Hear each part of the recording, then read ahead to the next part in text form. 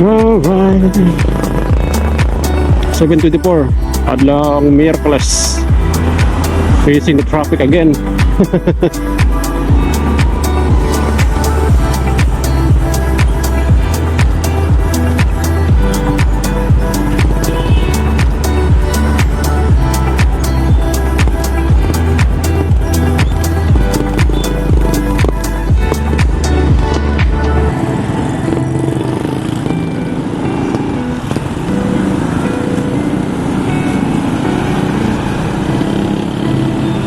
Hey! Ang ganda ng kotse mga idol. Parang ano siya doon. Para bang ano to? Kalimutan kong pangalan ng ganitong kasing sasakyan. Parang si Bumblebee, parang Ferrari. Hyundai. Ano to? Hyundai Coupe? Ano ba yan? X?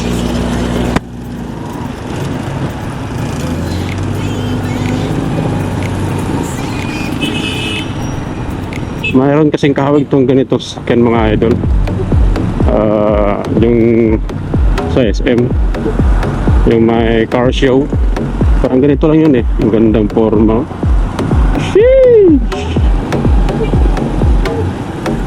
Comment down below kung sino nakakaalam sa ganyang sakyan, yung may comparison na ganyan.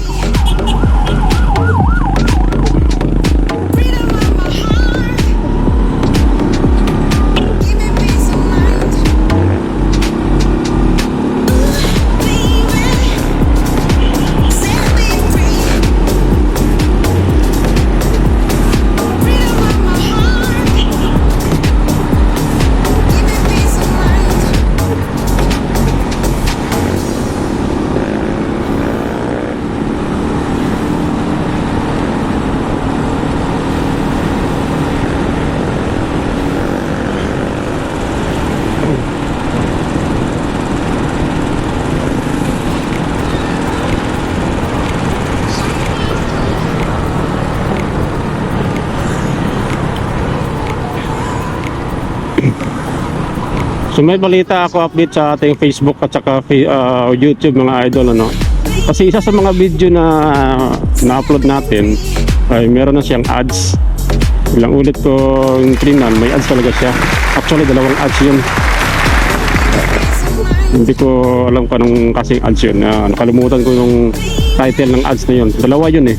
Tapos sa YouTube meron ding ads sa ganun pa rin, yung video pa rin. Yung in-upload ko na yung sa Facebook na may ads na video, ganoon din sa YouTube. Yun pa rin yung video na yun, may ads rin. Food Panda yung nasa YouTube. So hindi ko alam kung bakit nagka-ads ako sa YouTube. Hindi pa naman ako monetize. Ilan pa lang naman yung mga ano ko doon, mga subscribers.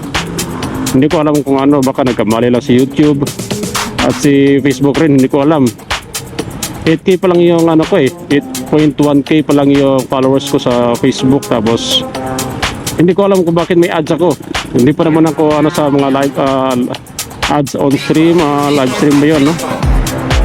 Wala pang ganun sa akin eh. Hindi ko alam kung bakit nagka-ads ako. Dun sa kasamahan ko rin na vlogger, meron din ganyan, pero nawala rin daw, sabi niya. Nawala rin. Hindi ko alam kung bakit nagka-ads yung mga ganun. Hindi pa naman kami naka-unlock ng tools sa stream ads. Ads on stream, ano ba yun? Tawag doon. Sa mga tools na yun. Nagtaka kami kung bakit may ganun. Sabi rin ng karamihan, pag hindi ka pa monetize tapos may ads ka na sa video mo, si Meta daw yung magkakaroon ng ano,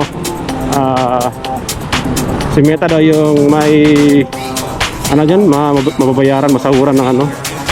Si Meta yung kuha ng sahod mo galing sa ads. So para bang nahulog sa scammer. Yung ikaw yung nagpakapagod, nag-edit ng video, tapos si Meta lang yung makakapera, magkakaroon ng pera, diba? Napaka ano naman, unfair naman ng ganun. At least naging masaya na tayo mga idol kasi may ads na tayo sa ating mga video vlog. Tapos ganun pa rin pala yung kinahinatnan. Si metal lang para yung ano, makakapera. Siya pa lang eh. Siya pala yung may paid sa ganung advertise sa ating pero hindi pa yan show mga idol. Sabi-sabi pa lang yan ng karamihan. Ayun, abutan na tayo ng sabi-sabi pa lang naman yun ng karamihan mga idol. So hintay lang natin ang resulta kung totoo ba talaga sa mga bali-balita ng ating mga kapwa vloggers. So congratulate para sa mga ating kapwa vloggers, riders dyan sa survey yung nakaraang endurance.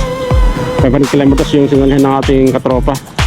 Actually dalawa sila, si Borstali at saka si Jeff Rock. So congratulations mga idol. Isang magandang experience naman yan. Dati ay mga inidulo mo lang yung nakikita mo sa mga ganyan, sumasali mga BMC, no? Boss Ironman second challenge. Kasali ka kasi sa mga ganyan mga idol. Feeling mo talaga nagiging sikat ka na kasi sa karamihan maraming maraming tumatangkilik sa mga ganyan kasi napakadami ng mga naghintay sa bawat checkpoint na hinihintuan mo para pa-picture, hingin ng sticker, diba? Para talagang ganap ka ng isang pinaka sikat na vlogger. Kaya yan, naranasan na ng ating katropa na motovlogger na si J-Prox 2.0. Yan, napakaganda yun. Napakagandang memories bilang isang rider at motovlogger na makasali sa ganyang event. So congratulations sa kanilang dalawa, Jeff Rox at Ford Saloy, at sa ibang mga riders na rin na sumali sa survey endurance.